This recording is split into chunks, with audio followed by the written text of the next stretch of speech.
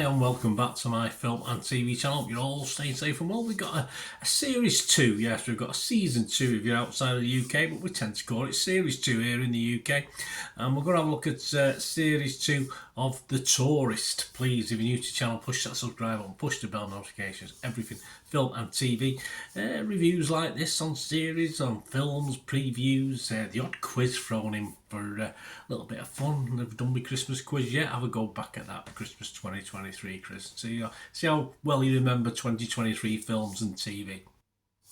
So The Tourist, yes, give us your comments on this or anything to do with film and TV. It doesn't have to be this particular series. Great to hear from you, and give us a like, guys. Of course, I'll respond. I'll give you a like accordingly to any comments you make, as long as they're nice comments. We don't want any horrible comments, do we? Right, The Tourist, Series 2, action, drama, mystery thriller. 6 episodes, which, yeah, was about right, actually. It was fine. 55 to 58 minutes, because this airs on BBC, so you get your full sort of hour. There's no need for ads in this, as if you're watching back on things like ITVX, where you got to watch the ads as well. This aired on BBC on the 1st of January 2024. All the comments and stuff I'm going to give you today is at the 3rd of January 2024, so a couple of days after it first aired. And of course, it's weekly on there. You got episode 2 the night after, and then it weekly until the 30th of January 2024. But of course, you can go over to BBC iPlayer and watch all 6 episodes and binge watch like I like to do. And I think this, of course, Series 1 was available on HBO Max as well, so I assume Series 2 is as well, though I've not seen confirmation of that, so check your territories for availability. Yes, reprising the role. We have some reprising the roles and some new faces in this one. We've got Janie Dornan, again, Daniel McDonald, Greg Larson, Victoria Harold Bidu, Conor McNeil, he's new to this one, Alwyn Ferreira, Reginald Roland Kiduwu, all start in Series 2. And yes, just on the acting front, Dornan and McDonald continue to lead well. There's good chemistry between them. Yeah, I like them. I like the sort of two leads, and they sort of manage quite well amongst all the chaos that's going on all around them. And yeah, one of the new guys, Conor McNeil, is an interesting addition, to say the least. And I think overall it's a good mix of acting talent on show in this one. And all that's happened, please watch Series 1 before you watch Series 2. It's a bit, you can watch it as a standalone, but you'll know a lot better what's going on if you watch Series 1. And yeah, it probably will. If you don't like Series 1, you won't like Series 2, and probably vice versa. So give Series 1 a watch if you haven't already, or try and get it a watch anyway. Don't know about availability, depending where you are, of course. In this one, Elliot travels back to Ireland in search of answers. Yeah, that's all he's ever been after since he lost his memory at the start of Series 1. So he wants answers about his past, and sadly for Elliot and everyone involved, things are no less complicated than Series 1 in this one. And that brings you on. There's no scores, don't have any scores on this at all at the moment, because it's obviously Series 2. So if you look at Internet Movie Database, there's no splits, it's just for everything. I mean, it's a normal mix of, let's say, unusual characters in Series 2, with the inclusion of a Garda officer with a very strange home life. Just adds to the confusing mix of gangsters dishing out various levels of dirty on each other, and that's what it's all about. It's mainly an Irish gangster family film.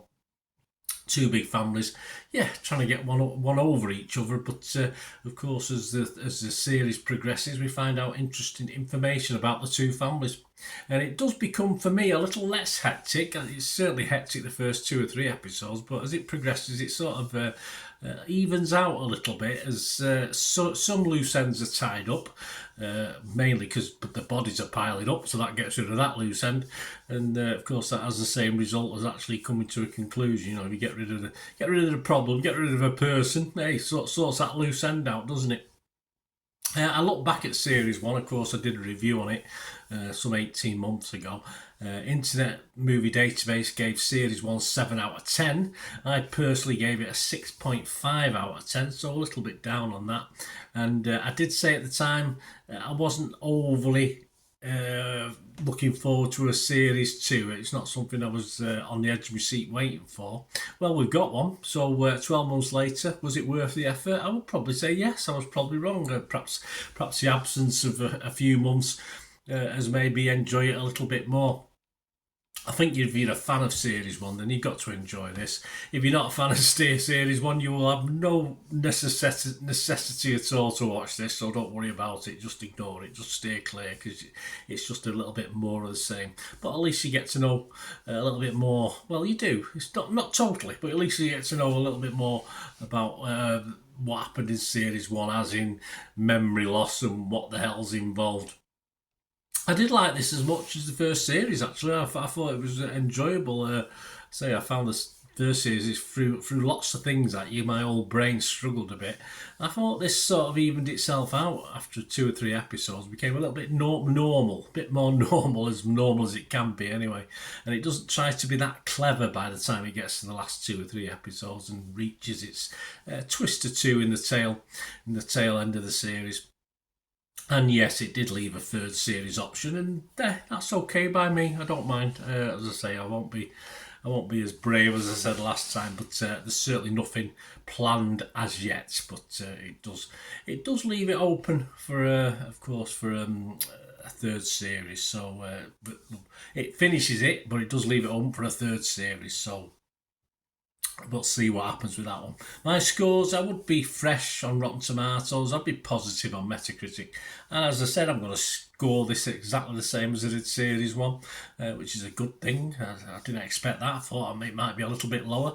But I'm going to give this a 6.5 out of 10 as well. So, as I said, it won't know what Internet Movie Database are giving it, because it'll just all be averaged out, of course, unless you look at individual episodes. But it's not great. They should have a separate one, shouldn't they? I get a bit confused with Internet Movie Database on TV series.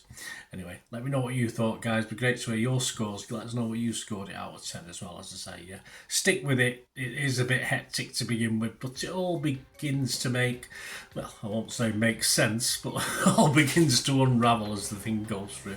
And it's another, try to concentrate a little bit, because you'll have to all the characters, but it's just throwaway stuff and quite good entertainment.